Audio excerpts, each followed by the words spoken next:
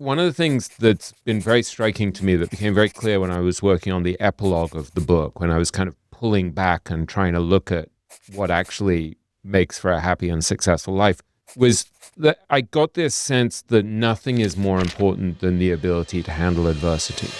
And in fact, there's a sentence in that epilogue where I wrote, "We cannot hope to lead happy and successful lives unless we learn to cope well with adversity."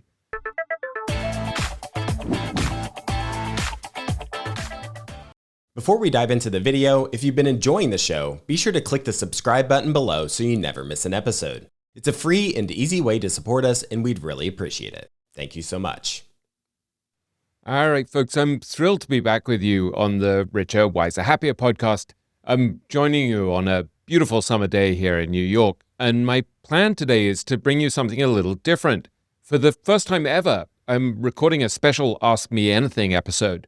So instead of interviewing a guest, I'm going to answer an array of questions that have been submitted to me by listeners from around the world. Over the last couple of weeks, I've received dozens of questions over LinkedIn and X and through email.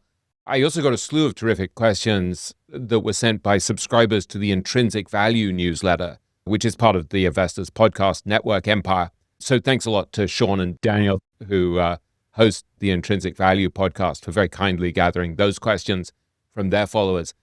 In any case, I'm going to do my best to answer a good number of questions, but I got so many that I'm almost certainly going to save some of them for a future episode of the podcast. And of course, in my dream version of this episode, I was going to prepare a lot and figure out what I would say first. But of course, I've been in a maelstrom of activity the last few weeks. And so I'm going to really just answer questions and see what comes out. And hopefully something in here will be useful for you, or at least it'll be honest. In any case, the first question is from someone called Thomas St. Clair from Fairbanks, Alaska. And Thomas wrote to me, "Hi, William. You write a lot about others and what has helped them in their journey. What are the 3 best decisions or investments that you have made in your own life?" Well, the first one, without any doubt, actually, is that I got married really young, really surprisingly young. I met my wife, Lauren, when I was 22, and I had just come to New York, and I was a young, aspiring journalist. And we went out, both of us, on the only ever blind date we went on, and we met at the Museum of Modern Art card store. I think the first date lasted about 9 hours, and the second date lasted a couple of days. And really within a couple of weeks, we moved in together. And I think we were probably 24, we got engaged. We went to this beautiful restaurant in New York, one if by land, two if by sea. And after I posed the question to my wife as to whether she would marry me, she realized she'd been letting wax from the candle fall on her hand and burn her hand. In any case, we then got married at 25, and we were sufficiently young and irresponsible, and I guess sort of creative and subversive, that we walked down the aisle with our dog, Dizzy, who was named after Dizzy Gillespie. And so it was very young. And so in some ways you could say it was kind of reckless. So rather than this being a great decision, you could argue that it was sort of overly impulsive, overly reckless to get married at that age. But here I am 35 years almost after we met, and still, thank God, very happy. I'm very incredibly grateful. And I wrote at the very end of my book, Richer, Wiser, Happier, at the end of the acknowledgments, I said, "And then there's my wife, Lauren Cooper, the kindest and most caring of people. I met Lauren when I was only 22 years old, and everything that's best in my life stems from that one miraculous stroke of good fortune." And I think that's true, particularly our kids, but also to have a spouse who looks out for you, watches over you, is an amazing piece of good fortune in life. And so I don't take a great deal of credit for that decision, except in a couple of ways. So one is that before we got engaged, I actually called 3 people. I called my late father, my mother, and my brother independently. And I said, "I'm thinking of proposing to Lauren. Am I getting something wrong here? Am I missing something?" And all of them said, no, she's great. And you're very fortunate. And I think I was sufficiently surprised that anyone would date me, that they probably were like, yeah, just go for it. It's an amazing piece of good fortune. Then a year or two ago, when I interviewed Annie Duke on the podcast, we had been talking about her book, Quit, and it really struck me that she was advising people to bring in what she called, I think, outside voices to challenge any decision you're making, any important decision that you're making. And she talked about Danny Kahneman, who she had been close to, the Nobel Prize-winning economist, who obviously was one of the great decision-making experts. And Kahneman had apparently appointed a friend of his, who was also a Nobel Prize-winning economist, Richard Thaler, to point out his mistakes and his blind spots. And he asked Thaler to challenge him if he was missing something. So I think it's curious that even though I was a sort of reckless and impulsive 24-year-old getting engaged, that at least I was bringing in outside voices to see if I had missed something. I think that was probably a pretty good early recognition of the fact that I might be doing something really foolish. And I just wanted to check with people who cared about me and were likely to be looking out for my best interests. The other thing I would say, everyone's marriage and everyone's relationships are different, and you can't extrapolate too much from one person's experience. But what I've said to my kids, Henry and Madeline, who are 24 and 27, many times over the years, is I think the single most important thing is to find someone who's kind. I think if you're with someone who's kind and who looks out for you, that makes up for a lot of problems. But I think that's also something that you probably have to nurture. And it's very conscious. And so, I don't know, I'm pretty useless in so many ways around the house. And, I'm pretty self-centered and I'm pretty obsessed with my work, which is probably illustrated by the fact that I'm recording this on the 4th of July, which is a federal holiday and everyone else is off. But one thing that I do that I think is probably pretty good and is easily clonable is, even though I'm not that handy in any other way, I do make coffee every single morning for Lauren and for me because I drink ridiculous amounts of coffee. And I take a coffee in bed every morning. And it's just a small way of trying to even a little bit at the balance of someone who does so much more for me than I do for them. But also there's this moment as I'm waiting for the coffee to brew where I'm like, do I actually empty the dishwasher? And I don't like emptying the dishwasher, but Lauren dislikes it more than I do. And it depresses her when she gets up and the very first thing in the day is emptying the dishwasher. And so I thought about this morning, right? As I was going to work all day and she was off for the day. And still I'm like, nah, let me just empty the dishwasher, even though it's annoying. And then I went off and I had a conversation with a couple of friends over Zoom for an hour or so, which I do every Friday.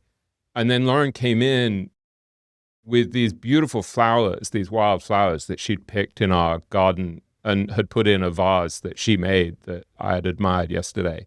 And I just think that's such a lovely thing to have someone who you're not counting who's ahead and who's done more, which is lucky since the answer in this case would be pretty obvious.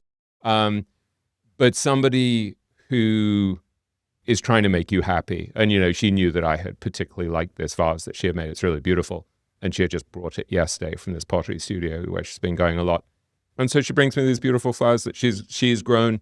It's a small thing, but it's these little acts of kindness that I think after 30-something years keep your marriage good. So it's not one decision. In a way, there was the original decision, and there are all the ways that you subsequently try to live up to those original promises. And I fail constantly on this. I'm always falling short. But I sort of feel like eventually, hopefully, I'll deserve this gift that I was given when I was ridiculously young. So that's the first decision that I made that I think was probably the single best decision of my life. Then in terms of more investment-oriented decisions, the best decision in some ways was just to start to become obsessed with investing when I was about 26. So the fact that very early, or comparatively early at least, I started to invest in the stock market. And so to get a good runway, I mean, obviously if I had been Buffett and had started at the age of 11 or something like that, it would have been much better, but it was pretty good. One of the things that I did when I was fairly young was I invested in Guy Spears' fund, the Aquamarine Fund. We used to go have lunch together in New York City when he was living here instead of living in Switzerland. And we would chat a lot. And I liked him, and I could see that he was very, very smart and driven. And I think around 1999, when Buffett was hugely out of favor, Guy put something like 25% of his fund in Berkshire. I think it was at 40,000 at the time. I mean, it was really cheap and very out of favor. There were a lot of people already predicting that Buffett was sort of finished and that he'd lost his touch.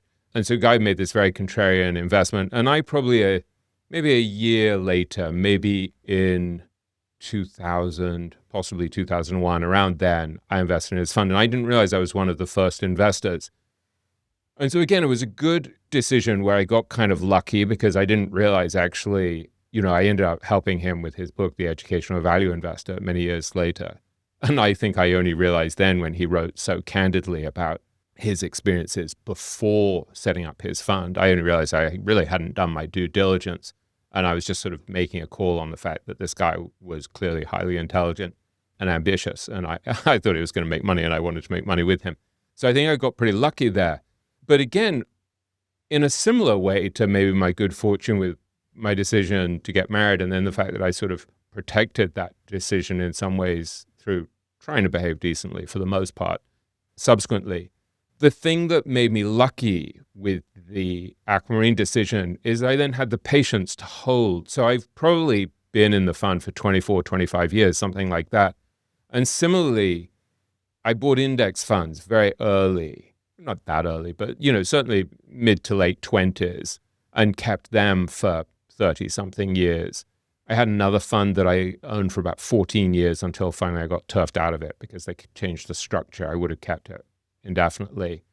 Berkshire I've owned for a long time, though not nearly long enough. I wish I'd bought it way earlier. But so I think in a way with each of these things, the original decision was decent. Like I made a decision during COVID where I bought Berkshire maybe probably three, maybe four more times. Like I kept adding to my position. So I think that was smart. But I think the thing that was really smart, and God knows I've made a huge number of mistakes, so I'm just highlighting the good decisions here. The thing that was smart was the holding. It was the patience. And I think, again, that's really replicable. So that's been very fortunate. And then again, there were really good things came out of investing in Aquamarine. So my friendship with Guy, which has been an important part of my life because he's been kind to me on so many different fronts over so many years, that was very important and led to lots of good things because Guy would introduce me to people like Monish Pabrai or Nick Sleep and Ken Schubenstein. I mean, lots of people who became friends of mine were important sources for my book and things like that. So many things came out of that friendship.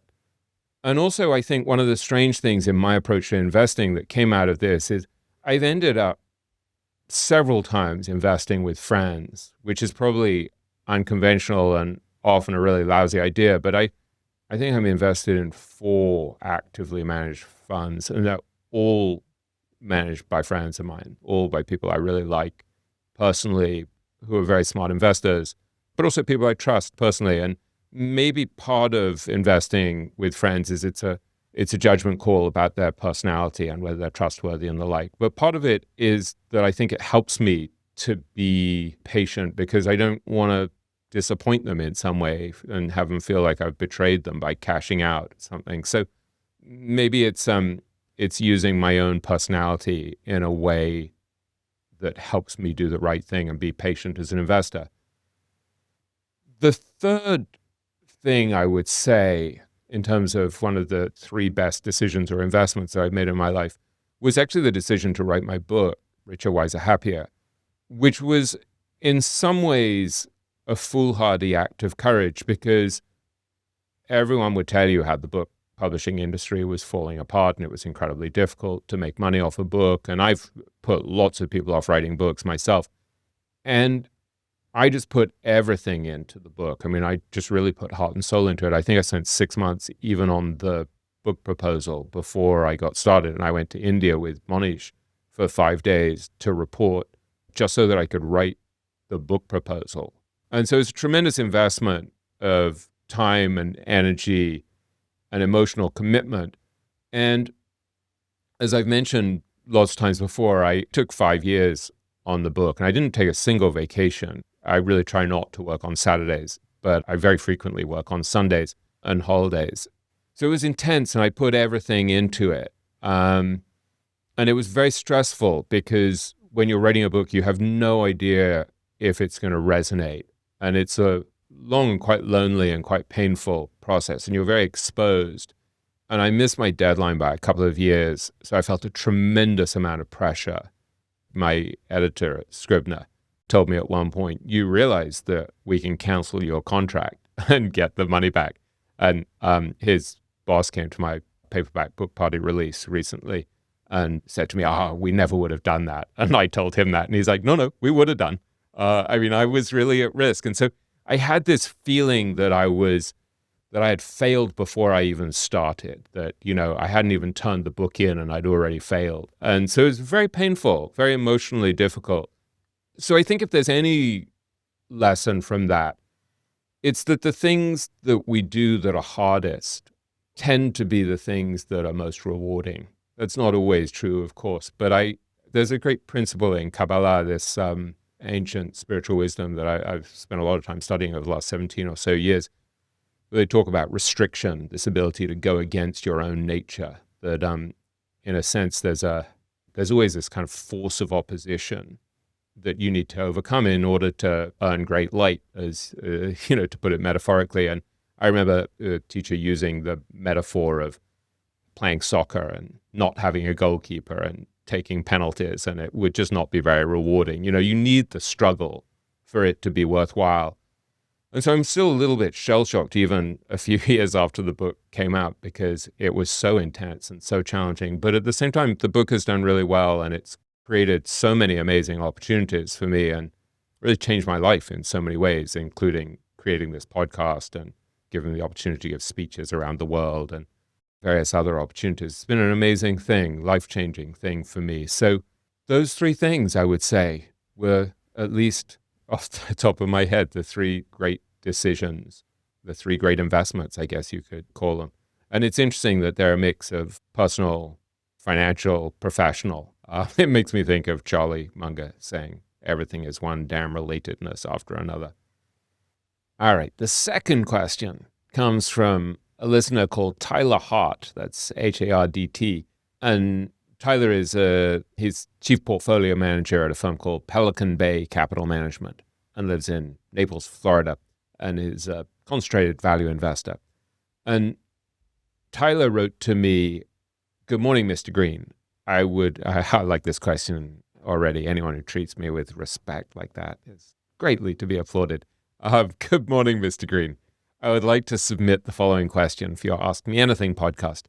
Given your extensive experience interviewing these super investors and observing their consistent application of principles that extend beyond finance into their personal lives, do you believe there's a common thread, perhaps a master principle, that underpins their ability to cultivate both exceptional wealth and a profound sense of well-being, even when facing significant market volatility or personal adversity? If so, what do you think that singular overarching principle might be? Thank you for all that you do and your contribution to making us better investors and people. Have a great day, Tyler Hart."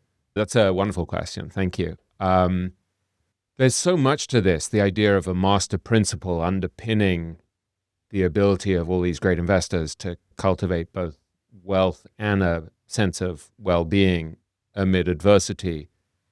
And I think one of the things that's been very striking to me, that became very clear when I was working on the epilogue of the book, when I was kind of pulling back and trying to look at what actually makes for a happy and successful life, was that I got this sense that nothing is more important than the ability to handle adversity. And in fact, there's a sentence in that epilogue where I wrote, "We cannot hope to lead happy and successful lives unless we learn to cope well with adversity." And I think I've been surprised again and again by the fact that you look at these incredibly successful lives, right, of a lot of the people that I'm writing about, and yet almost all of them have been through a great deal of pain and suffering along the way, particularly the older ones. And I tend to focus on people who've succeeded over very long periods of time. Think of someone like Charlie Munger, right, who died, I think, 34 days short of his 100th birthday and was more or less sainted by the time he passed. I mean, everyone admired him greatly, and he had an extraordinary last few years where I think people realized what a great role model and sage he was in so many ways. And yet, Charlie lost his first child to leukemia, lost his first marriage, got off to a really bad start financially, partly because of that. Later, he lost his eye, lost his second wife after, I think, if I remember rightly, she fell down the stairs, something like that. But that was after many decades of marriage. And he talked about the idea, I'll misquote this slightly, but it's a very important insight that I've quoted a lot, where he talked about this idea that you should treat life as a series of adversities that give you an opportunity to behave well or badly. That's a really great filter. And I remember him saying that when you get old, this attitude is all the more important because the adversities come thick and fast, as I think he said. I see this a lot. I mean, in some ways, if you think about the actual game of investing, John Templeton once told me many years ago, 25, 30 years ago, said to me that he had looked back at something like 500,000 investment decisions he'd made and realized that he'd been wrong a third of the time, although his term for it, he said a third of those decisions were the opposite of wisdom, which I guess Charlie would have called foolish. Jeff Gundlach said the same thing to me, that he was wrong about a third of the time. So built into the game of investing is the fact that we're wrong a lot. So we're always having to recover from mistakes, and we're having to make sure that, as Gundlach said to me, you've got to ask yourself, what's the consequence if I'm wrong? So you've got to make sure your mistakes are non-fatal, as he put it. But built into this game is the fact that you're going to be dealing with these setbacks. And I saw this very, very vividly with Bill Miller, who I've interviewed an enormous amount over the last 25 years or so, when he had a terrible time during the financial crisis. And I've hugely admired the way he came back from that with this sense of honor and strength and good grace and good humor in admitting his mistakes and the like. And Bill, many years ago, was the guy who got me to start studying Stoic philosophy. This is really a long time ago, because Bill had been a PhD philosophy student as well as going into military intelligence. It's a very unusual background, very brilliant man. And so Bill got me to read people like Marcus Aurelius, who wrote this amazing book, Meditations, that many of you will have read, and Epictetus, who was extraordinary, I believe was a slave, and yet gained extraordinary control over his mind, over his inner landscape. And also, Bill got me to read this book by Vice Admiral Stockdale called Thoughts of a Philosophical Fighter Pilot, which I found very helpful. You know, as Epictetus taught, everything really was about how you get control over your inner landscape so that no one can really touch you. And Marcus Aurelius did the same thing. He, I think, referred to the greatest of all contests being the struggle not to be overwhelmed by anything that happens. And there's a beautiful line that I discussed with Samantha McElmore, Bill Miller's successor on the podcast, that had affected both of us from Meditations, where Marcus Aurelius talked about how you should be like a rock that the waves keep crashing over. It stands unmoved and the raging of the sea falls still around it. And so I think whatever you do, both in investing and life, like developing this sense of resilience, this ability to handle adversity is really important. And so doing things like meditating, like building strong relationships, having some sort of spiritual resource, some sort of spiritual belief that you can draw on in difficult times is very, very helpful. But it's not just resilience in that negative sense of sort of, you know, waiting for disaster to crash into you. There's also this kind of resilience that I see in just the incredible ability to keep compounding knowledge and good habits and persevering. So maybe really the underlying quality that all of these people have is this kind of indomitable perseverance. And I always love this phrase that Peter Kaufman from Glen Eyre, who never really speaks publicly, but was a great friend of Charlie Munger's and is a sort of philosopher king within the business and investing world. He would talk about dogged incremental progress over time. I think that was the phrase he used. That's certainly the way I remember it. And I think about that a lot, that's the quality you need, this sort of commitment to dogged incremental progress over time. And Chris Begg, who I've had on the podcast as well, and who's become a good friend, he created an acronym for this, which is PIPER, which I believe stands for persistent incremental progress, eternally repeated. And Chris was sufficiently taken with this concept of the Piper mindset that when he had a child on January 1st, which would have been Charlie's 101st birthday, he and his wife Sam called the child Piper. So I think that gives you a sense that what you need is this ability not only to deal with setbacks and recover from mistakes and handle adversity, but this indomitable commitment to forward progress. I think that's a prerequisite for success. And I've certainly seen that in my own career, not to hold myself up as the equivalent of Charlie Munger and Marcus Aurelius and the like. But I mean, along the way, if you're a writer, you deal with a lot of pain.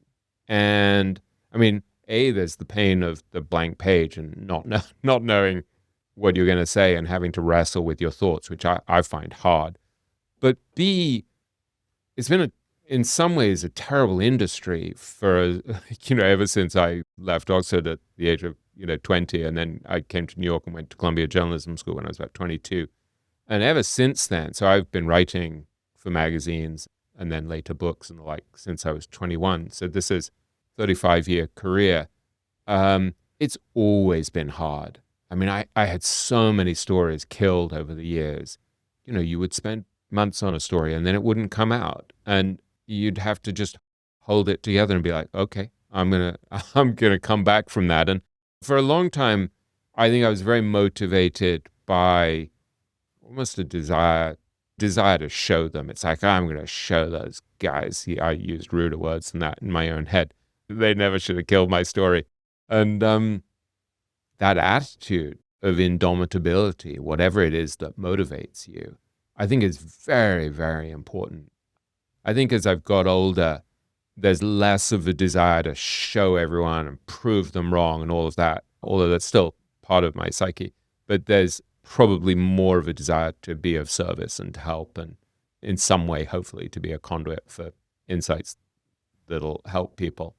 And that's a better place to come from, I think, than those negative emotions of anger and a desire to prove yourself and all the vulnerable ego that goes with it. But wherever you get your strength, that ability just to keep going, indomitable perseverance, I think is the single most important thread. I'm probably wrong here, but I don't think you could do without it. I mean, there are plenty of other things you need, certainly, to be a very successful investor. So you need a calm temperament, probably, to some degree, at least to be able to make rational, unemotional decisions about money. You need to be able to think probabilistically, to calculate the odds and the like. You need to be highly intelligent. You need to be able to go against the crowd and to think for yourself. So you need a fierce independence. You need a weird mix of self-confidence to go against the crowd, and yet the humility to check your decisions and to wonder if you're wrong and to be open to dissenting opinions. So in a way, there's a sort of conflicting characteristics there, the humility and the confidence. So there are so many things like that. You need to be fiercely competitive, fiercely driven, fiercely persistent. So in some ways, I sometimes think that the greatest investors are like a weird chemical experiment where so many things had to go right or just had to be in some weird balance for them to come out as they were. But I think it's helpful, some of these qualities are not really clonable because they're probably part of your wiring and you probably can't necessarily just emulate them.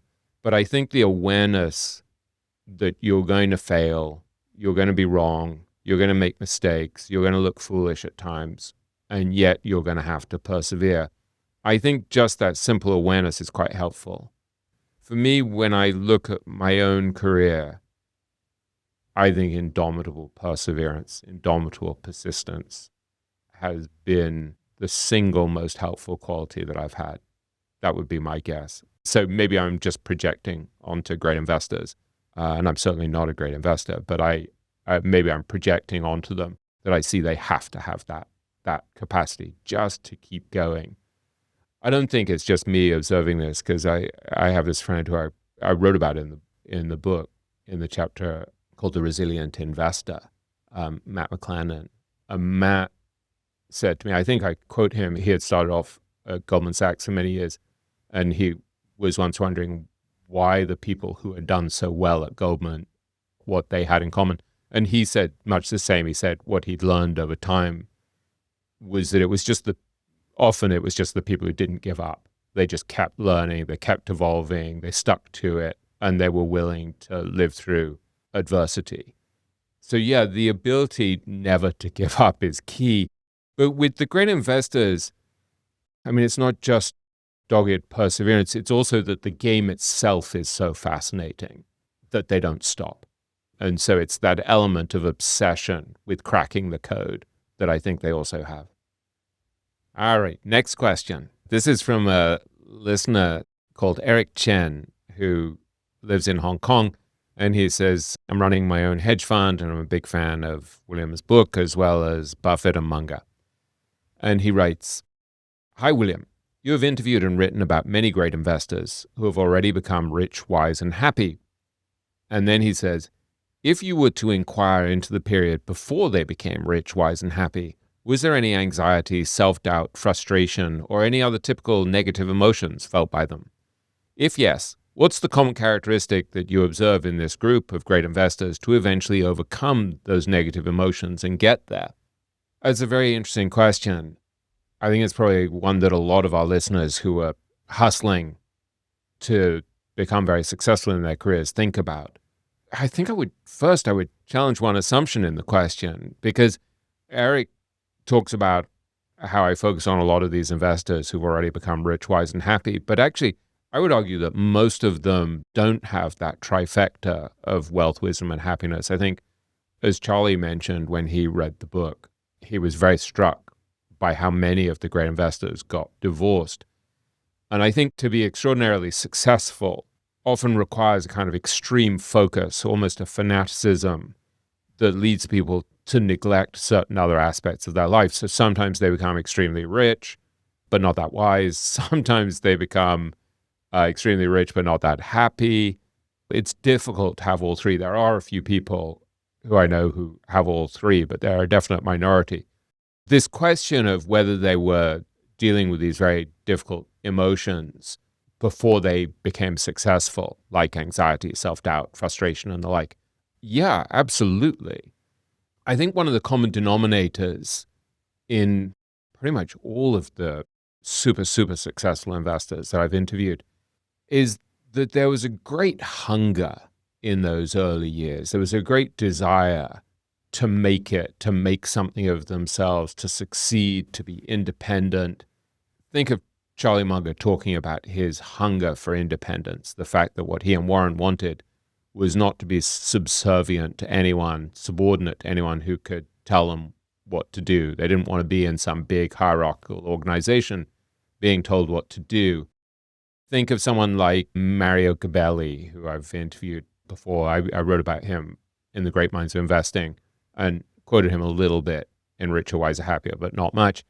Mario came from a very poor background and really had this hunger for money. He was driven, I think, to make money and to prove himself. And he was an information hound, as he put it to me. Like he just, he wasn't super intellectual. He was very highly intelligent, wasn't interested in reading books or novels or anything like that. I would say he had no interest in wisdom as far as I could make out, but he had a great deal of hunger to get ahead. Think about someone like Will Danoff, who I wrote about in Richer, Wiser, Happier. There's a wonderful story that I think is tucked away in a footnote that I love telling of when Will went, I think, to an analyst meeting in Phoenix, Arizona, decades ago when he was a young investor, and Bill Miller, who became a close friend of his, was a young investor, and someone introduced them. Bill Miller told me that he stretched out his hand and said, "Hi, Will, nice to meet you, I'm Bill." And he said Will Danoff didn't stretch out his hand and just said, "I'm going to beat you, man. I'm going to beat you."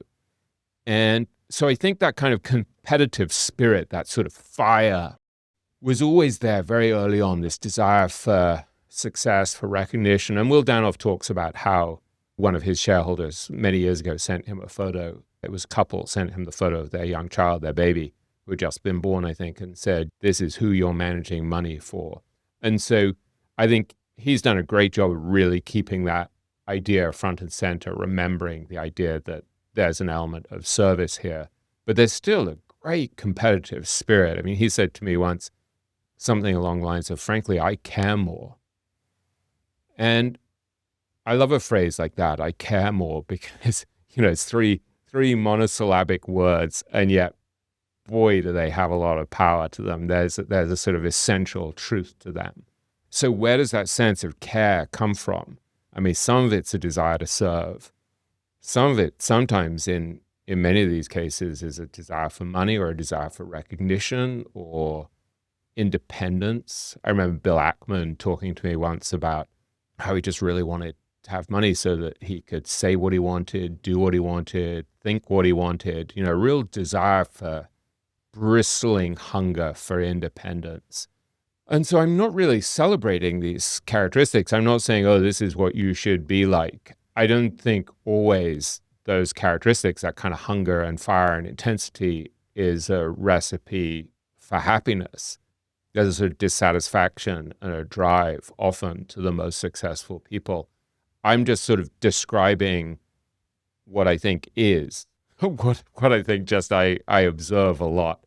And I think part of the subtext of Eric's question, if I'm understanding correctly, is, we're all dealing with our doubts and our anxieties and our frustrations as we try to get our careers airborne and become really successful. So in a way, I think it's very helpful to know that these super successful people, yeah, sure, some of them probably started with this kind of very unusual self-confidence, but I think a lot of them went through difficult times. A lot of them had very lucky breaks and ended up just in positions where things sort of broke right for them.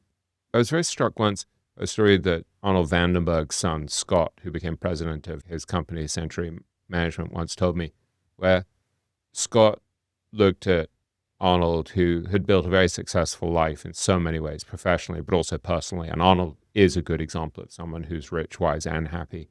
And Scott said to him, I think Scott was sort of struggling early in his career, this in his 20s, maybe 30, that sort of thing. And he said something to Arnold about, was it hard for you? And Arnold, who's incredibly honest and had started with absolutely nothing and had an incredibly difficult early life, talked to him about, in the early days of setting up his investment firm, just putting his head down on his desk one afternoon and just sobbing.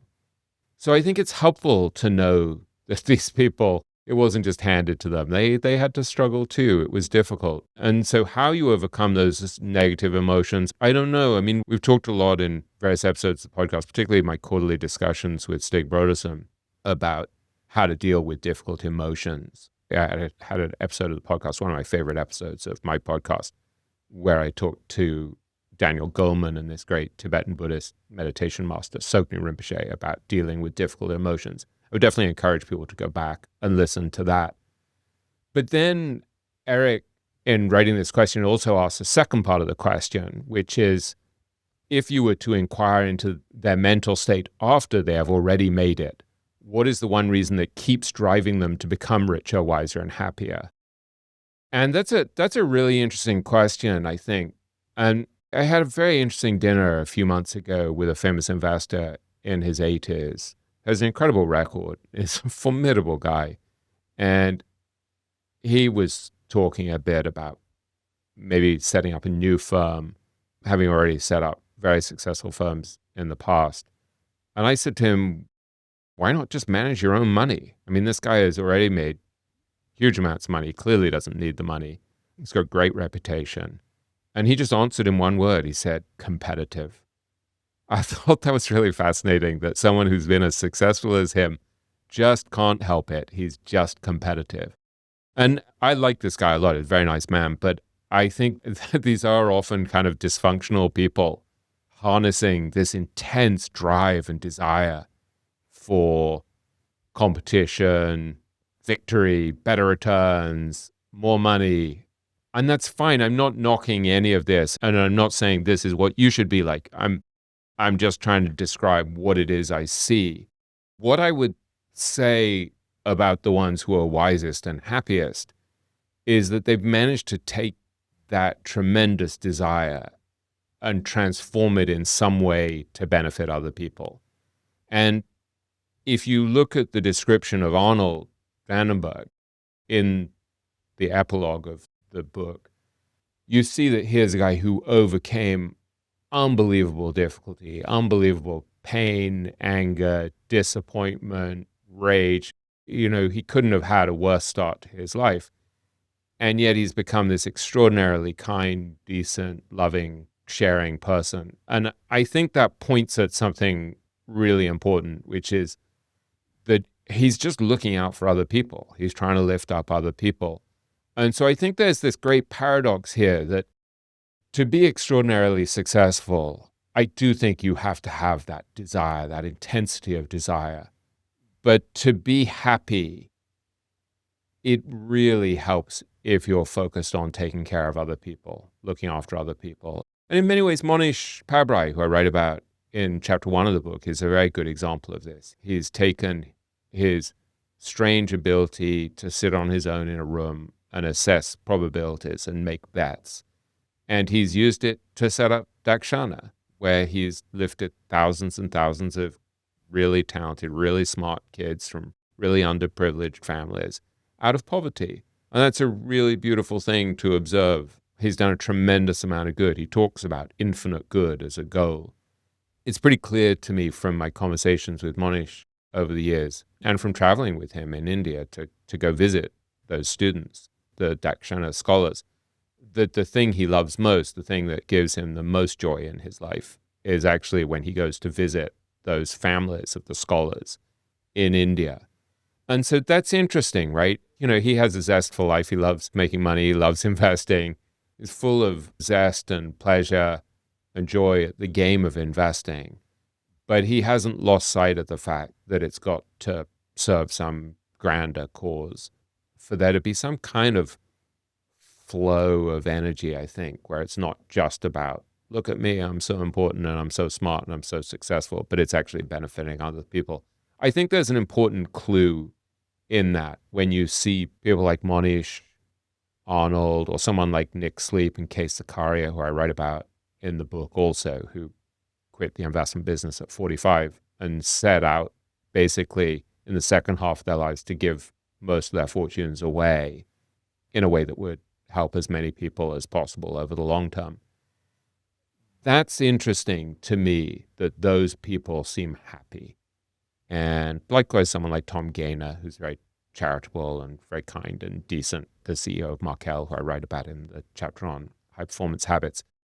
I think we have to be quite clear-headed about our intention here, and to be aware that the thing that's going to make us very successful professionally or financially is often something pretty dysfunctional, necessary, but pretty dysfunctional, which is that hunger and ambition and drive, maybe for recognition, maybe for independence, maybe for money, maybe to prove yourself to your mom or your teacher who didn't admire you, or your sibling who, seemed to be loved more. Whatever it is, you can harness all of these negative emotions to be successful. But to be happy, I think there has to be, on the whole, this element of sharing, of focusing on others, of lifting up others. And that's very thought-provoking to me. So I think somehow part of my kind of proselytizing mission is to help people figure out that there's a way to have a truly rich and abundant life that includes that professional success, but that's also motivated pretty heavily by trying to help other people. Our next question is from a listener in Israel, who actually I know. This is a lady named Inbal Meoz. And Inbal is an executive communication coach and consultant who helps people with public speaking and storytelling and strategic communication for leaders. And actually, when I gave my TEDx talk, she was a really key person in helping to coach me. And I was hugely grateful to her, because one of the things that happened to me with my TEDx talk is that I've talked about this occasionally. It was in the midst of COVID. And so I spoke in a theater in the Berkshires here in the US, and it could only be about a third full, and everyone was wearing masks because of social distancing and the like. I'd been at home sort of out of public life for a long time. And then suddenly I find myself sort of cast into this strange situation where I'm on a stage and I'm under these Klieg lights. And I tried to memorize my speech, but I was like really busy at the time.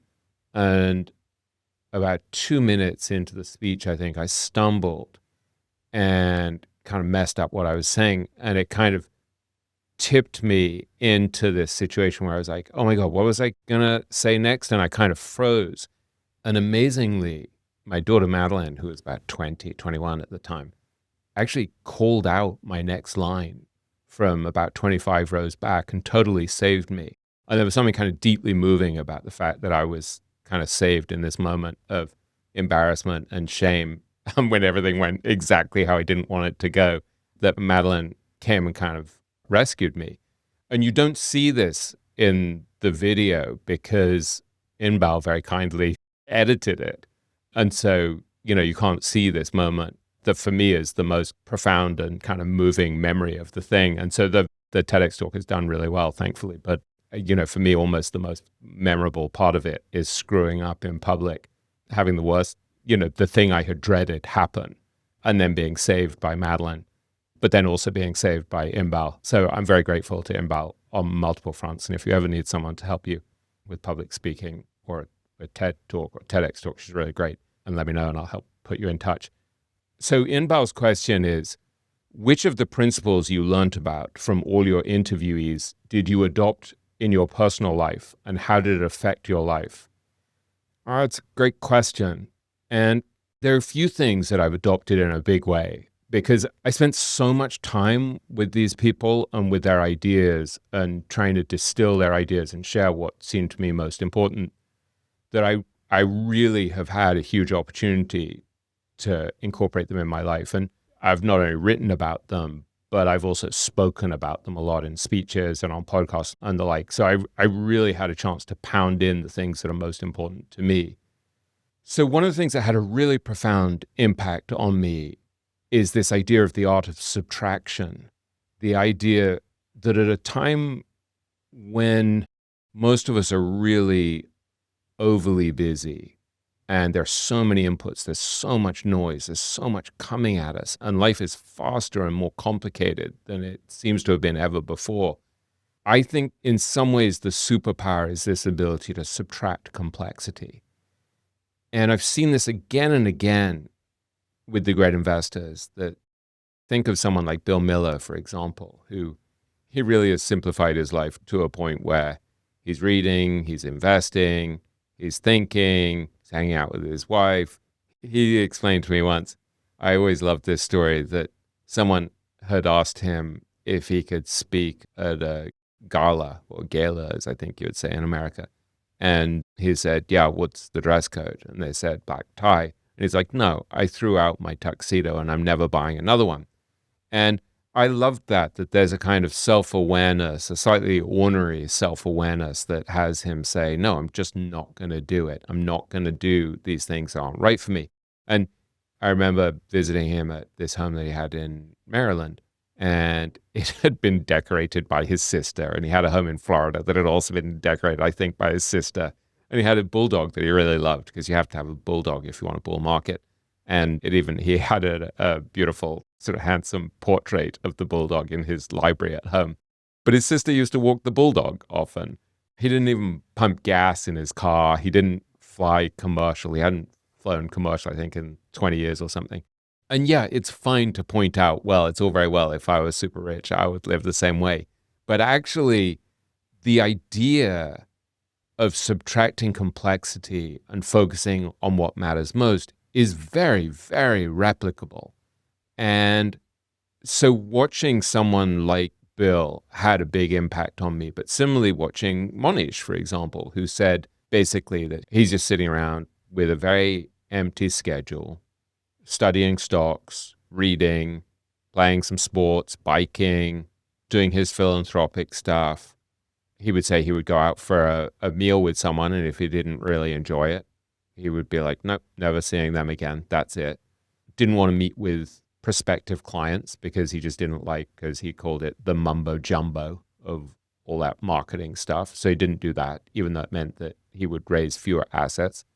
So there was an element of kind of ornery self-awareness in just saying, I'm only going to do what matters most to me and what I'm best at. And so I've tried to be pretty clear-minded about sticking to what I'm best at and what I care most about. And at the same time, I fail totally a lot of the time to simplify my life because I take on too many things and then there's too much complexity and it becomes really difficult. And so maybe the fact that I fail so much at the art of subtraction and actually am practicing the art of addition or multiplication is one of the reasons why this idea is so important for me. I think one of the things to combine with this is a hugely important idea that I write about in the chapter on Nick and Zach, which is this idea of destination analysis, which I only write about relatively briefly, which they applied to picking stocks, right? So they would look at companies like Amazon and Costco, and they would say, here's a desirable destination for this company in 10, 15, 20 years. What are the inputs to get them there? And then they would work backwards and say, well, is the company treating its shareholders right? Is it treating its customers right? Is it allocating capital intelligently? Are they trying to please Wall Street, or are they actually trying to create long-term value, right? So you start with a desirable destination and then work back to study the inputs. Whereas, as Nick said to me, most people are just focused on the outputs, short-term outputs, which is totally wrong. And so when I'm thinking about what to subtract and what to focus on, I'm constantly thinking about what the destination is and what the destination is in my life. And so it's pretty clear to me, for example, that I don't want to be doing ephemeral stuff. And I'm not knocking anyone else who does this. Everyone has their own twist on how they want to live. I'm not interested in pumping out a Substack newsletter. It's just not what I want to do. I worked for weekly magazines for many years, and I'm just not interested in pumping out lots of mediocre stuff. There are people who can pump out really good stuff and more strength to them. I couldn't. I have a kind of slow metabolism in so many ways. Later this year, I'm going to be launching a Richer, Wiser, Happier masterclass for a very small select group of people who like to study with me over the course of a year. We're going to meet once a month over Zoom, typically for about 2 hours per session, to discuss the themes in my book, Richer, Wiser, Happier. We'll also meet in person at a couple of really special events. I'm going to cap the group at a maximum of 20 people. So this is an unusual opportunity to study very directly with me in a small group. What sort of people am I looking for to join the masterclass? Well, really anyone who's deeply interested in exploring how to live a life that's truly richer, wiser, and happier. This is the second time that I've taught a Richer, Wiser, Happier masterclass, and I'm planning to do this again because it's really been a totally joyful experience for me over the last year. The group has included an amazing array of 20 people from 6 different countries, and I can tell you that the current members are an incredibly interesting, accomplished, and really delightful array of people. They include some extremely successful fund managers, some investment analysts, wealth advisors, heads of family offices, CEOs, entrepreneurs, a management consultant, really renowned physicist turned quant investor, and a friend of mine who's a highly successful professional gambler. The common denominator here, I think, is that they're all united in this desire to live a truly abundant life, and they're also all great learners. One of the most joyful things for me personally has been to see the friendships form between these remarkable people as they learn from each other and support each other. In any case, if this sounds like something that might appeal to you, please email my friend and fellow podcast host, Kyle Grieve, at Kyle, which is Kyle, at theinvestorspodcast.com. Thanks so much.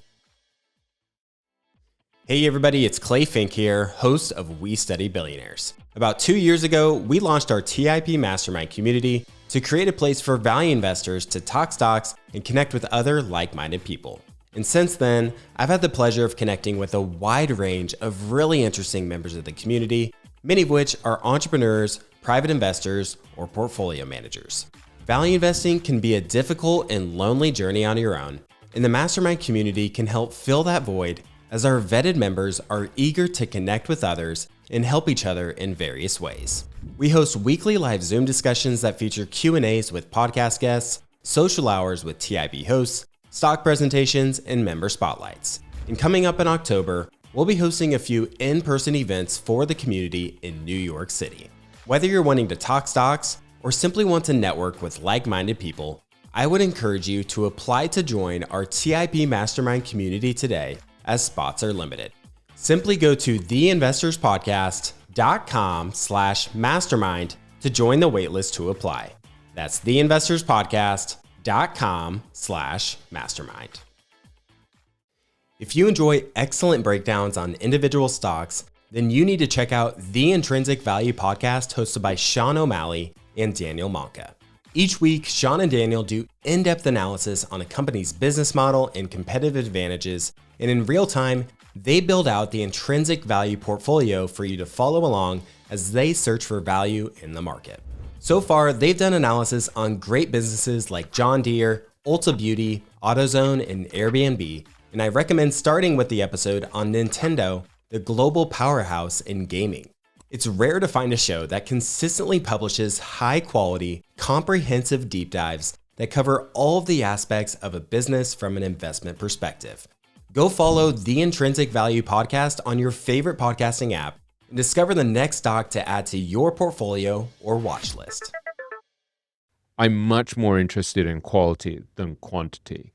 And so I'm much happier to do 12, 14, 16 episodes of the podcast a year than I would be to do 24, 36, or 50 or so. I just couldn't bear it. I'm just not interested in maximizing output. And when I think about what I want to do by the end of my life, I look back and I think, okay, if I've done 3 books that I'm really proud of, that would be fantastic. So I've done 1 book that I'm really proud of.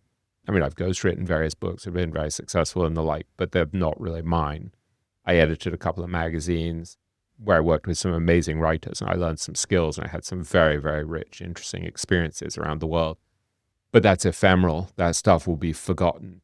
So it's important to me that I write something really valuable and that really helps a lot of people and that's truthful and that's enduring. And that's a lot of pressure to put on myself. And so I think, when I actually finally decide I'm going to write another book, it's a very big decision because it'll take over my life for much of a decade probably, including, the planning, the writing, then the being out there talking about it.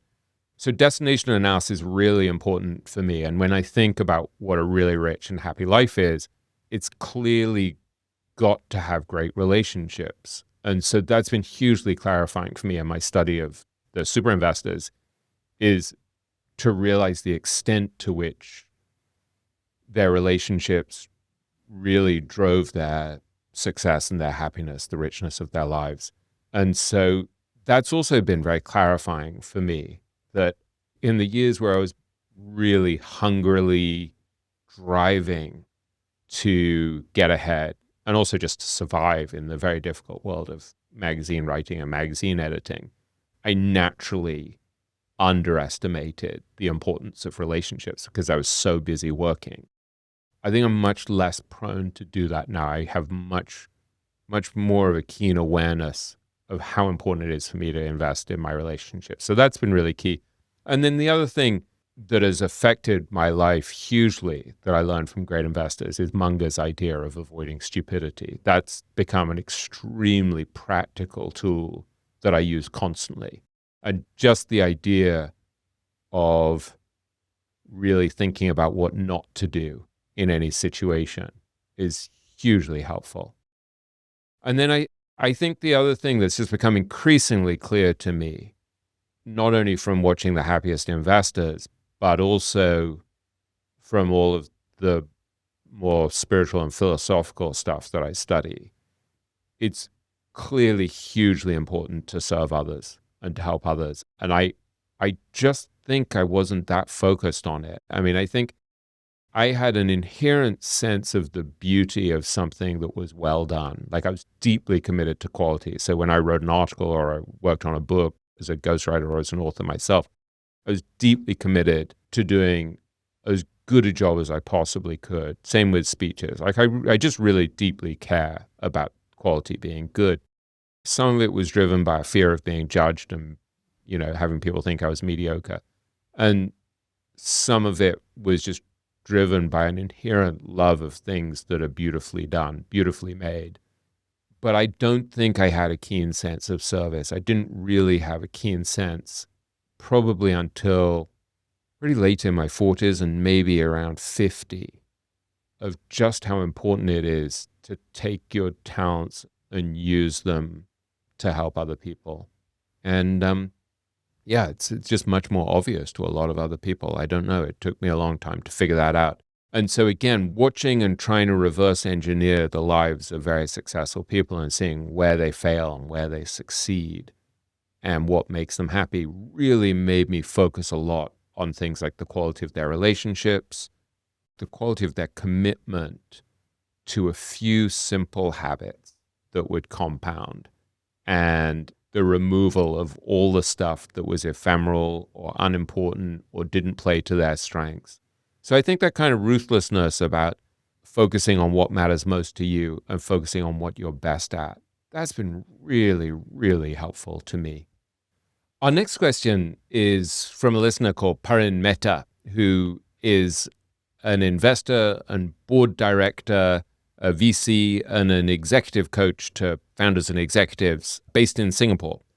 And Parin asks, what is the single biggest challenge to overcome in today's world for anyone looking to apply the principles you identified in the Richer, Wiser, Happier book and your interviews? And I think this is related actually to what we talked about before about the art of subtraction, because I think the greatest challenge for me at least, and I assume for many of you, is this tremendous pressure to do more, to run faster, to be busier, the tremendous pressure to take in more inputs, more information, and somehow to find order and peace and clarity within this noise and this busyness and this speediness of everything. And so I think in some ways the challenge becomes not only to subtract stuff and to decide what it is that's most important to you, but also to build habits that are going to develop peace of mind for you. And it was striking to me actually when I looked up Parin on LinkedIn that he had written a post saying that he loves to walk in nature and to have conversations with people. He'll have these walking conversations. And he has this goal of walking 50 million steps in his 40s, which he said is the circumference of the earth. And so Parin is clearly understanding this himself, the importance of somehow finding spaciousness within the world of work. Look, a lot of us are ambitious, driven people, and we want to do a lot in our lives. So it's not like we're looking to opt out, but we need to inject more spaciousness into our lives.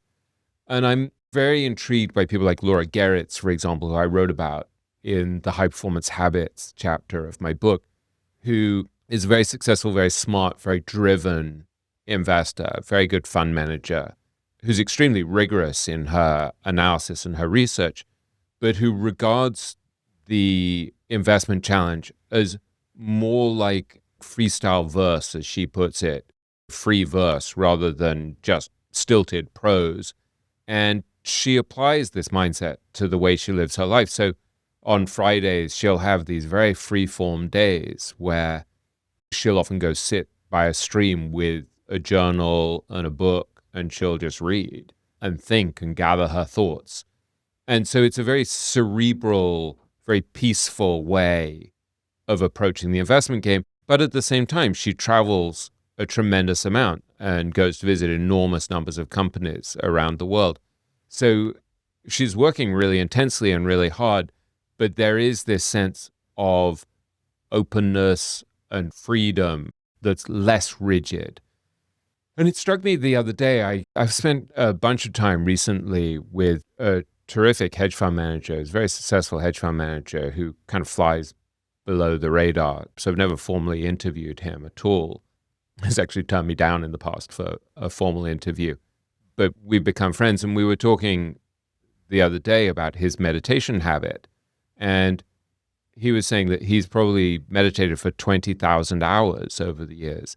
And he was talking about what a tremendous advantage that's been, that it's helped him to run this big company with billions of dollars in assets under management, because he said he would have been able to run a company maybe with 3 people if he hadn't meditated. But to run a bigger company and to be really present, the meditation has been invaluable.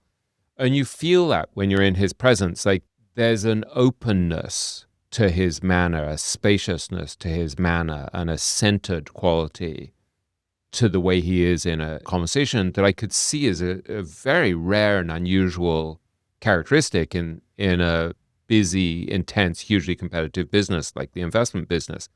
So I think part of it for me is that when I see people like that who are able somehow to be very successful, very productive in the regular work world, and yet have a sense of spaciousness and calm, I think, okay, I've got to reverse engineer what they're doing. And so just spending time with him was one of the reasons why I mean, I'm always committed to my meditation practice, but there are times where I'm more rigorous about it, or at least more excited about it than other times. And I found just in the last few days, I was much more excited and more purposeful about meditation because I can see why I want to do it.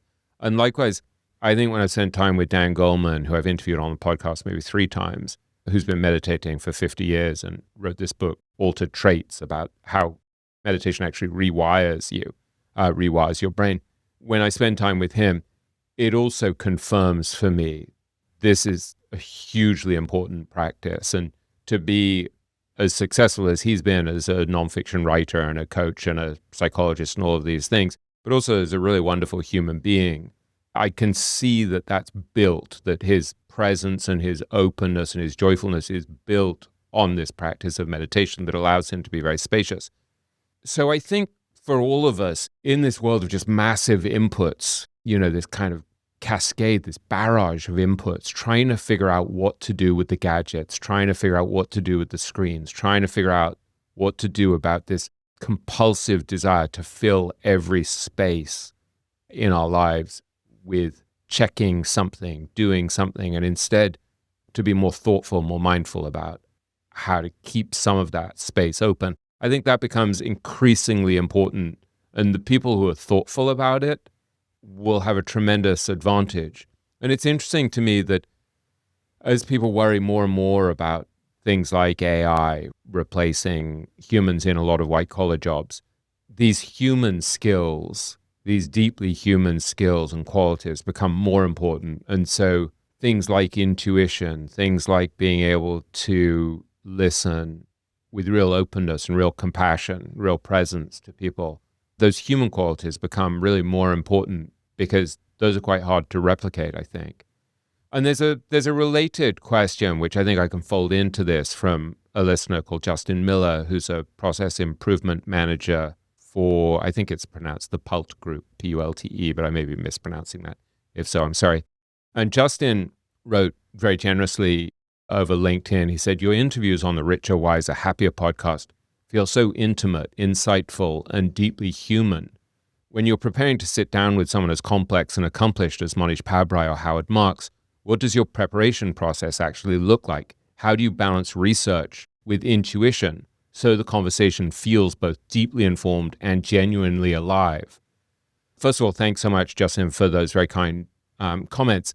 I think this very much relates to what I was saying before about deep presence, that for me, part of the preparation for an interview, and I think this relates to any meeting, and certainly to meetings with CEOs where you're interviewing them as an analyst, say, part of what I'm doing is I'm obsessively and relentlessly preparing as much as I can, given the pressures on my time. But I tend not to be able to help myself. I just sort of work really intensely on preparing for interviews. So I do as broad research as I can. I read as many articles. I go through my old interviews with the person if I've interviewed them before. I listen to other podcasts that they've done. I'm looking for things that probably most people aren't looking for, that are curious to me. Like before I interviewed Bill Nygren, for example, I was very intrigued. I knew that he answers certain questions the same way usually, and so I was really trying to get away from that. And so I was looking for for ways of talking about his childhood experiences, his youthful experiences that would sort of be some kind of key to unlock who he was. And so there's deep preparation, there's intense preparation. But then having done that preparation, there's a kind of letting go. So I'll go into the interview typically with about 8 pages of questions that I've whittled down that morning or the night before from about 16 pages. There's an initial process of great breadth. Then there's a synthesis and a distillation. And then there's a sort of further synthesis and distillation. And I can just about manage to get my head around 7 or 8 pages of questions during an interview. So I sort of have a sense of where I'm going. But then having got all that, in a Microsoft Word document and having a general sense of where the interview is going, there's always a kind of arc. There's a sort of thematic structure and sometimes some sort of chronological structure as well to the interview. Then I have to have the presence of mind actually to change direction totally once I'm actually in the interview. So this gets back to the question of how are you going to develop this ability to be deeply present in any conversation? And I think the art of listening, it's definitely helped by things like meditation because there's a little less noise in your head.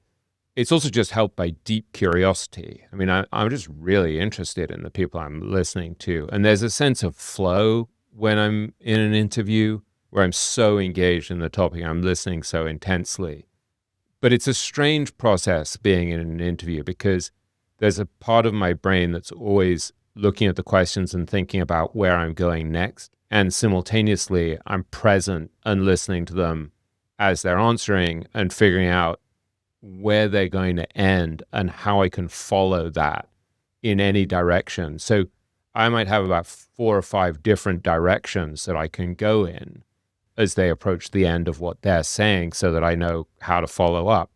And so in a way, it's like I'm perched there very calmly in that present moment, waiting to see, oh, this is the direction I've got to go. Oh, no, I'm going to go in this direction. And so there's a deep trust in your own intuition and your ability just to shift direction. And I do think this very much relates to analysts and fund managers interviewing CEOs, because I had this conversation with a friend of mine a few months ago over lunch because I was preparing to give a speech on the art of interviewing. And so I was asking my friend for insights about how he interviews CEOs. And he talked about interviewing a famous CEO who said to him, there's magic in small teams. My friend said he had so many questions to ask that were already on his notepad that he just moved on. And he said, when a guy as famous as this tells you there's magic in small teams, he's like, you drop everything and you just go with him in the conversation. And he was really frustrated with himself that he didn't have the presence of mind in that moment to do that. And it changed the way he would approach interviews with CEOs afterwards. Like, he really made sure to be, yes, very well prepared, but also willing to drop his preparation and go with that person in any direction. And I think one thing that's been helpful for me on this front is just listening to people who are really, really great at this. And so I just do this with everything I'm trying to be good at, this habit of cloning that I write about in the book with Monish, where you're studying people who are really good at something and you reverse engineer it. And so one of the people I listen to pretty obsessively is Terry Gross, who's hosted this show Fresh Air on NPR for many decades and is a wonderful interviewer. And so I listen to her podcast very regularly. And there are moments where, I mean, obviously she's very well prepared and she has a team that I assume helps her, producers and the like, but she's so calm and so present and so relaxed, having done this for many decades and just being great at it, that sometimes a person will say something surprising in an interview and she just goes with them. She always goes with them. And there are moments where I'll literally find myself saying out loud, nice question, Terry, because it's sort of like just noticing someone who's a grandmaster in your profession and realizing, she nailed that. So this question, I think, of how you develop presence and spaciousness in a really speedy world is an important one. And one of the things that's been helpful to me actually are the teachings of Tsoknyi Rinpoche, who I had on the podcast with Dan Goleman. He's a great Tibetan Buddhist meditation master, and they wrote a book together called Why We Meditate, which isn't the best title. It doesn't really reflect the book that much, which is a very good book. But I think Tsoknyi is extremely good at figuring out how to settle the body so that you bring your energy down so that you're grounded and so you can be present. And so there are these different types of breathing, for example, like where you can breathe so that the energy is kind of below your belly button, things like that. And I don't know, this stuff can sound pretty esoteric and it might sound like I'm going off the deep end, but Arnold Vandenberg sent me a very long document a few days ago all about breathing, that he's assembled an enormous amount of information on how to breathe. And so this ability through different techniques like breathing exercises, meditation, Tai Chi, yoga, whatever it might be, that enable you to be grounded, centered, and open at a time that's anything but grounded and anything but centered, and anything but focused. That is hugely, hugely valuable, and I believe will become increasingly valuable. The next question comes from a listener named Tyler, whose second name I'll withhold just out of respect. I don't know whether he wants me to share his identity or not. And he writes, "Hi, William. I'm a huge fan of your book, Richer, Wiser, Happier, and your podcast. Your questions, guests, and views on life have really influenced me for the better. I try my best to meditate and stay calm through the storm, so thank you for everything you do. I have one question for you.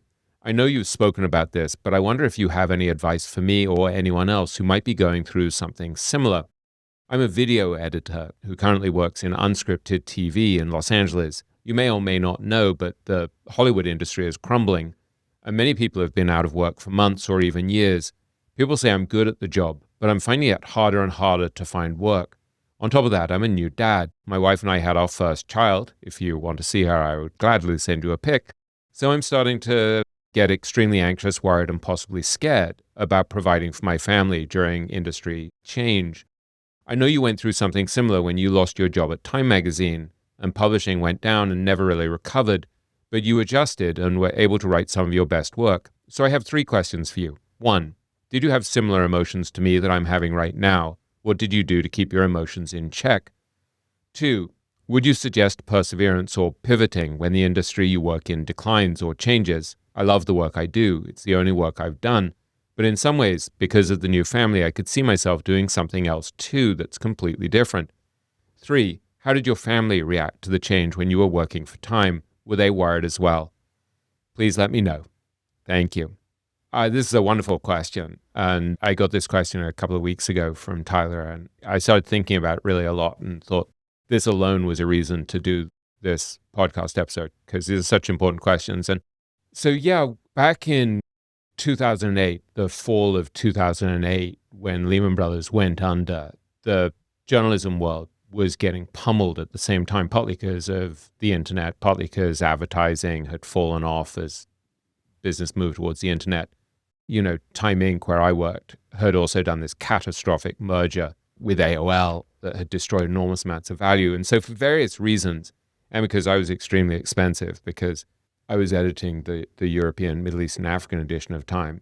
So for various reasons, as the company was sort of in trouble, I got laid off. And it was very shocking for me because I felt like I was very good at my job and I had worked ridiculously hard. And I was really obsessed with the work. And I kind of loved the work, the editing, working with amazing writers and amazing photographers and designers. And we had this incredible team and I was deeply committed to it. And it was in some ways, just a hugely satisfying, interesting job. You would go off and you'd interview presidents and prime ministers and you could get almost anyone to write for you. It was just an amazing time. And so then when I got laid off right in the middle of the financial crisis, probably around September, October 2008, it was a huge part of my identity.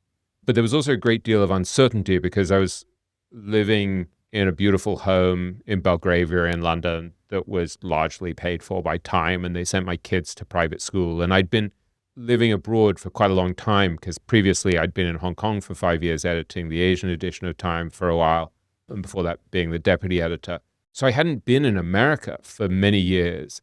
And so I didn't really know where I should live. I had young kids who were in school, and I didn't really know what to do. And I didn't want to mess up their lives by yanking them out of their expensive private schools and stuff. And so my industry was sort of collapsing, and I was really good at it. And it was like, but wait, the thing I'm good at, well, what am I supposed to do? It's just not needed, or I'm not needed because I'm too expensive.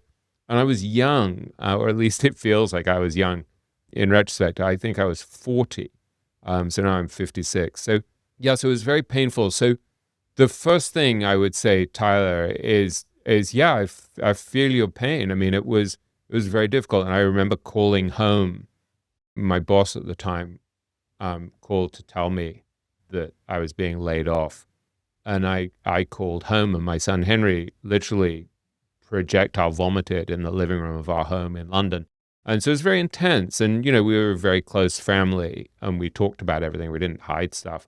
And so it was painful to sort of feel that my screw up in some way, my failure was going to have this terrific effect potentially on my family. And so I think part of what you deal with, and, was it my screw up? I don't know. Yeah, I definitely could have sucked up more to bosses and and been more political. I was never very good at that stuff. I think I just got swept up in a bigger wave, as I think is happening now with a lot of people with AI and various other technological changes that are hitting the workplace. And so I think the first thing is that sense of shame and that sense of failure and that sense of embarrassment and sort of humiliation. That's really understandable. And first of all, I'm really sorry, Tyler, that you're going through this and other people are going through it. It's painful. It's really painful. I think part of the issue is that our identities are so wrapped up in our work, especially if you're driven and you're good at what you do and you work really hard. It's very difficult not to identify yourself with the job. And so I remember doing an episode of the podcast. Yeah, it was with Brad Stulberg, who wrote this book, Master of Change. It's an interesting book, and we had a very interesting discussion. Part of what Brad says is that you need to diversify your sense of identity. So we kind of need multiple identities in a way. It's like you're a father, you're a husband. You have your spiritual life, you have your social life, you have your work, you have philanthropy, whatever it is, your sports, your interests. And so I think part of what was difficult for me was I was so locked into one identity. So I think Brad is right that it's very helpful to not just see yourself as your job. He would talk about different rooms in the house that need to exist and be decorated as well. So I think that's part of it. Part of it is having self-compassion and looking at the fact that you go through this and being like, yeah, we suffer, and this was always the case. There's always been creative destruction, and industries have always gone through this sort of change. There's a very good book called The Self-Compassion Workbook that Kristen Neff, a researcher at the University of Texas, co-wrote. And part of self-compassion, as I understand it, is recognizing that other people go through the same thing. So part of it is the self-awareness to see what you're going through, and to see how it expressed itself in the body and other ways. And just recognizing it. Part of it is things like self-care, like she would talk about sort of, stroking your arms, stroking your face, things like that, like comforting yourself. So sort of recognizing and acknowledging your suffering, but also looking at other people's suffering and being like, yeah, this is the human condition. This happens. It happens to other people. And I think part of my sense of humiliation was that it seemed kind of unfair that I would see other people who I didn't think were necessarily as good at their jobs had kept their jobs and were doing fine. And here was I, who'd done my job so well, and I was kind of drowning. And so there was a sense of both embarrassment and unfairness. And so that was hard. So I think recognizing that, yeah, we just go through things, that this is hard. There are periods where this happens. That was helpful for me. But one of the things that was really helpful to me was really to use this setback to think hard about what I wanted to do and who I wanted to be. So instead of just falling into a sense of victimhood and persecution and unfairness, which was really not very helpful. Charlie Munger would always talk about the perils of self-pity and envy. He didn't like to compound a problem by falling into self-pity. I didn't want to just see myself as a victim. I had started studying Kabbalah, which was incredibly helpful a couple of weeks before this all fell apart. And one of the great teachings, I had a great teacher then, who I still have now as great teacher, a guy called Eitan Yardeni. I remember walking into the Kabbalah Center in London, and he said to me, "How are you doing, William?" And I said, "I'm great, except I just got laid off." And he sort of raised his arms, and he's like, "Such a blessing." And it took me several years to realize that it was such a blessing. And so I really had to focus on saying, okay, as Tony Robbins would say, life happens for you, not to you. And so whether this is true or not, I had to act as if it was true and to say, all right, I'm going to try to rebuild my life on a better foundation. I'm going to assume that in some way I needed this to happen and try to figure out how to build a life that was closer to what I ought to be. And I think one of the things I realized subsequently is that, yeah, I was a really good editor, I think. And sorry if this sounds self-congratulatory. I'm just trying to be honest and think aloud and share what I'm thinking in an honest way. I was a really good editor, but there were aspects of being an editor that I was actually really bad at, like managing up. Like I just don't have a lot of respect for authority.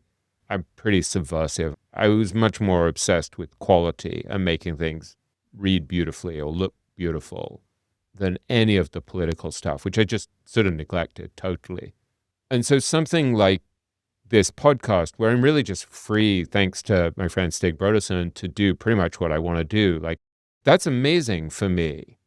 You guys who are listening may disagree, but I love being free to do my own thing and explore my own thing. And writing books is perfect for me because, painful as it is and difficult as it is, you have tremendous freedom to explore your ideas. I mean, you still have an editor sort of hovering over you who can beat you up and might reject your book, but it suits me much more. It's like me sitting, thinking, reading, trying to figure out the truth and then trying to share it, if there is such a thing as truth, trying to distill a lot of practical wisdom and then share it. That's very, very close to my purpose in life, I think. And so for me, there was almost like a decade-long process of moving closer to that sense of being aligned with who I really am. And that was a painful and difficult process that had a lot of fear along the way, a lot of fear of like, what if I can't provide for my kids and my family? What if I'm never very successful? It was difficult. It requires courage and persistence and perseverance. The other thing in practical terms that I think is hugely important is in some ways to prepare for these periods of great change and uncertainty by living within your means and saving. And so part of what helped me is I had no debt at all. I didn't even own my own home. I had this rented home partly because Time magazine was paying for a big chunk of it, and partly because I love the stock market. And I had sold my house in New York so that I could invest and so that I could go work for Time in Hong Kong and then London. But it was very conscious because I had survived maybe 5 different rounds of layoffs. I sort of felt like I was always going to get laid off sooner or later, most likely. So I didn't have any debt and I had saved pretty seriously. I'd lived within my means. And I think that was hugely important. I think if you're really overstretched, you're forced to do things that you don't really want to do. And there was a period where I did some work that I really detested. I got a job at another magazine that I really disliked. I just really disliked the culture. The work itself was interesting, but I didn't have control over it. And I think I need control. Personally, I want to have control. It's important for me because I don't want anyone compromising the quality, my view of what the quality is, even if my view is misguided. So the fact that I could leave that job, so I got laid off from one job, but then I quit the next job to go write books. That required courage, but it also required, in practical terms, having saved and lived within my means, not had debt. So that's really important, not to overreach. And this is very connected to what I write about Howard Marks in Richer, Wiser, Happier, about just not pushing the envelope, not overreaching, because you want to have that optionality. that comes from living within your means. And I still have very little debt.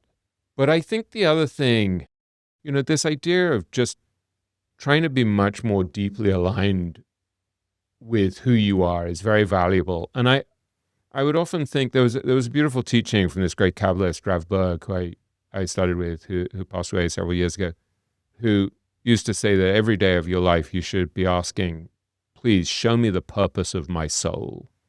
And I think that's a really lovely idea, to be trying to fulfill the purpose of your soul, to say, look, there are particular talents that I have, particular opportunities I have, particular place where I was born, people I knew, an environment in which I operate, particular skills I have. Please help me to take advantage of those skills and do everything that I can to be a force for good in the world. And I think if you set your intention that way, whether you believe there's some greater force guiding you, or whether you're just talking to some deeper part of yourself, whatever it might be, I think that's a really helpful mindset, is to set that intention to be a force for good, to help other people, to be of service, but also to use your own skills and talents and opportunities for the best. There's a beautiful Hebrew word that I often quote, which is lishma, which, as I understand it, this from a great sage called Rav Ashlag. He would talk about how you want to give pleasure to your creator. And so this idea of lishma is like, please help me to give pleasure to my creator. Like, so you, Tyler, you're a father, you have particular skills in terms of video editing. You have to ask yourself, what am I really built for? What do I really love? What are the talents and interests that I had in my youth, for example? And for me, the investing thing had always been something in the background. I'd written a lot for magazines like Money and Forbes and Fortune and Time and The Economist, all of these places. Over the years, and later Barron's and the like, I'd always interviewed famous investors throughout. Like even when I was at Time magazine, I would interview famous investors and I'd write an occasional column. But it wasn't front and center what I did. I mean, I was an editor of general interest stuff. Like I loved editing the art section of the international editions of Time, where I would get these amazing writers to write reviews of fiction and the like. It was an incredible thing to be able to hire people like Pico Iyer to write book reviews. I was a English literature graduate from Oxford. I wasn't a financial analyst. But when I started to explore different things that I could do, when my career fell apart a bit in 2008, 2009, I could look back at this thing that I'd always been deeply interested in investing, but that had become kind of a secondary thing, and it became much more prominent. And I think often what you have to do is combine things that don't necessarily seem to go together. So I think for me, part of what was really beautiful and fruitful was that I was an English literature student who was really deeply interested in spirituality and philosophy and the like. And then when I came back to look at investing, and I went and interviewed a lot of these great investors, I was sort of able to combine those interests. So I was looking at them as practical philosophers. And so I had a different perspective. So I think sometimes it's combining things is very fruitful. And then I think you also really need kind friends who help you and steer you towards opportunities. So one of the things that happened to me is I started off ghostwriting a book after I quit my job in 2009 or 2010 that I hated. And I then started working on Guy Spears' autobiography with him. I helped him on that. And then Jason Zweig, this old friend of mine who I'd worked with at Money Magazine many years ago, who's a great writer for the Wall Street Journal, had been offered this opportunity to write what became The Great Minds of Investing, and the Wall Street Journal wouldn't give him permission. And so he recommended me, and that led to me doing that. And then a really nice guy, Dan Roth, who works as the editor-in-chief at LinkedIn, it was a very important job at LinkedIn, recommended me to a famous person whose book I ghostwrote. And that was kind of a huge thing. It was like a #1 bestseller. And I wasn't on the cover of the book or anything, but it was a very valuable experience. And I wrote 2 books for that guy. And then I was writing my own book. And so it all came from relationships and the kindness of other people. And so I think that's also one of the lessons, is that we kind of need to be there for other people when they're struggling because, I was really helped by people who sent opportunities my way. Jason Zweig and Dan Roth and Guy Spear, all of these people really had a profound impact on my life. And even then, when it came time to write Richer, Wiser, Happier, Guy's publisher from Palgrave Macmillan was this lady, Laurie Harting, who I then asked to recommend agents, and she recommended Jim Levine, who became my agent for the book, who's an amazing agent, incredible agent, who represents all these people like, Howard Marks and Ray Dalio and lots of famous businessmen and investors and authors. And so everything has been built on the kindness and generosity and help of other people. So I don't know. I hope there's something in there that's helpful. I think of all those things that I've sort of thrown at you, and sorry if I've been overly self-referential and overly candid, of all the things, I think that idea of using this as an opportunity to become more closely aligned with really who you are is a very powerful process. And if you can do that with the hope of helping other people, that's really powerful.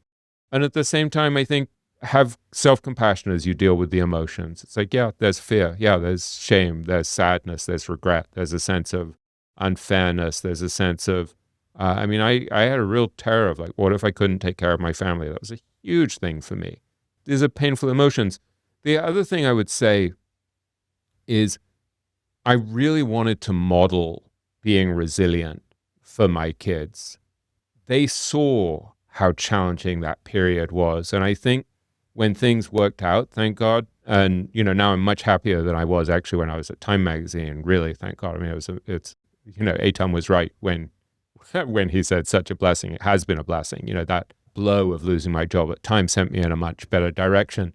I think deciding that I was going to try to model perseverance, determination, doing stuff with integrity, things like that, that was very helpful because when my kids saw that I turned things around, it was a way of saying, oh, well, okay, at least I can show them how to deal with adversity. And my adversity wasn't that great. There are much worse things that can happen in life. I always think of that line from Neil Young, the singer, who says, my problems are so meaningless, but that don't make them go away. So for me, these problems were big, but in the grand scheme, they're nothing. But it was an example of trying to do what Charlie did, where he talks about adversity.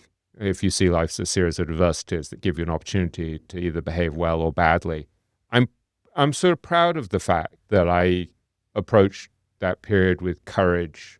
And, in the same way that Bill Miller said to me, he was proud of how he dealt with the setback of the financial crisis where so much went up in smoke for him. But he said, I didn't curl up like a tortoise and stop investing. He still found incredibly cheap stuff that then became the basis of this extraordinary rebound. And so I think to model resilience and to model courage and to model grace under fire, especially as you have a young child, that's a beautiful thing. I wish you lots of strength during this difficult period. On a very different note, our next question comes from a listener in Brussels who works for an investment firm in Brussels, and his name is Arnaud Soyez. I hope I'm pronouncing that correctly, Arnaud. He sent me a message over LinkedIn saying, if you were young again, how dare you? If you were young again, how would you invest your money? Would you be more concentrated? It's a really interesting question. I think actually, in many ways, the smartest thing to have done would have been just to index and then forget about it. And just to say, okay, I'm going to put my money, all of it, in the Vanguard Total Market Stock Fund and the Vanguard International Index Fund. So I owned those for many years. I think that's a pretty good default position. And it's what I would often do for my wife's accounts and for my kids' accounts, is just split them between a U.S. total stock market index fund and a foreign stock market index fund. And then just stay fully invested in those and fully fund my 401k or my IRA, which I did do. I always did that very thoroughly. and then just not move around. The reason I say that is partly because of an insight that the aforementioned Jason Zweig shared with me many years ago, where I said to him, look, basically, you're one of the few people who actually could beat the market because you've interviewed, like me, so many of the great investors. And so you have a sense of who's really good. And yet you've ended up really almost exclusively just indexing. And I was like, basically, you're so smart, you've come up with the wrong solution. And so we would have this debate over the years. And one of the things that Jason said to me that rings true is that a big problem with actively managed funds is that things change, that something goes wrong with the institution, or something goes wrong with the fund manager, with their health or with their marriage, or they take on too many assets, so it becomes bloated, or they fight with their partner, or, there are so many institutional things that can go wrong. So even if they're good, which is hard, I mean, we know this is a very hard game, there are still so many reasons why they're unlikely to succeed.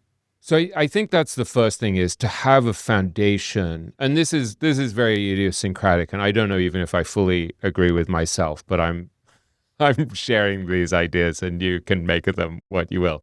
I think to have as a foundation a big chunk of your money in index funds, a significant amount. I mean, Howard Marks said to me that most investors should have most of their money in index funds.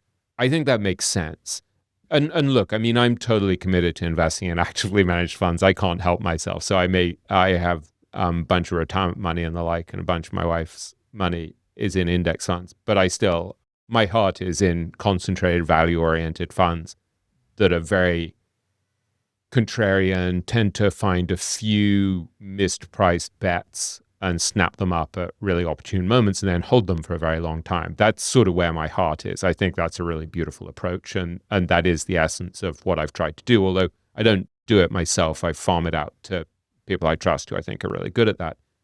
But there is the problem of how long will they do it? So I try to find people who have a long runway, who are experienced and have a long runway, but things change them. And what if it doesn't succeed? So I think that's one of the biggest problems, actually, that I've encountered is over the course of a really long investment career, 30, 40, 50 years, what are you going to do with the fact that a lot of these people who you're betting on are not going to stay at their prime? And so even if you made the right choice, what are you going to do when they retire, when they get sick, when they get divorced, when they take on too many assets, all of these things, when they leave the firm, when there's a fight? I think that's a real problem. But the other thing I would say is the real mistake that I've made, more often than not, that was really harmful along the way, that I wish I had understood earlier, is that it's absolutely not necessary to be in a hurry. And I think there were things that I did when I was overreaching because I was greedy or I wanted to get rich quickly that really turned out to be a mistake. And so, for example, while I was living in Hong Kong, I invested in 2 private companies run by a friend of mine who's very smart and very charismatic, but I think in retrospect turned out to be pretty dishonest. And those were a total disaster. And I wasn't really equipped to analyze them. Then I invested in another private company with a relative who's incredibly smart and talented, and that was a disaster. And I think had I just continued to plug away with my boring stock funds, there was one stock fund that it was a separate account that I had with a famous investor that should just have stuck with, but he got old and he wasn't doing well and his head wasn't in the game. So there was a problem with the change. That something changed and this great investor ceased to be a great investor.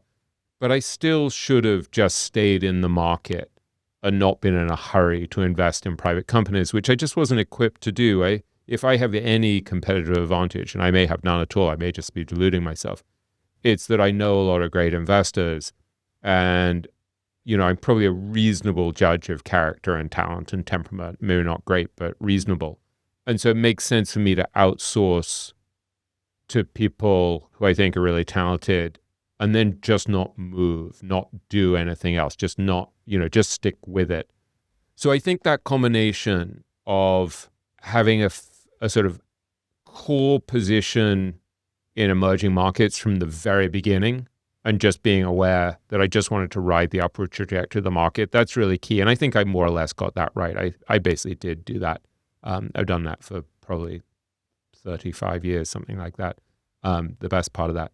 But then in addition, not to get tempted off the path of just investing in stocks and not moving away into private companies and the like because I felt important or I felt like part of the in crowd or because there was a chance of making an enormous amount of money quickly. That was a mistake. But I think in some ways, if you stay in the game and you really don't screw up massively, if as Gundlach would say, your mistakes are non-fatal, it's pretty forgiving because, I was very conscious of not doing anything that if it went so badly, it would destroy me and knock me out of the game. And so I just, I lost some money along the way by making stupid private investments, but it wasn't money that I couldn't really afford to lose. I would have had much more money if I hadn't done it. But I think the broader point is it's very hard to understand viscerally when you're young what compounding at 8, 9, 10, 11, 12% actually does.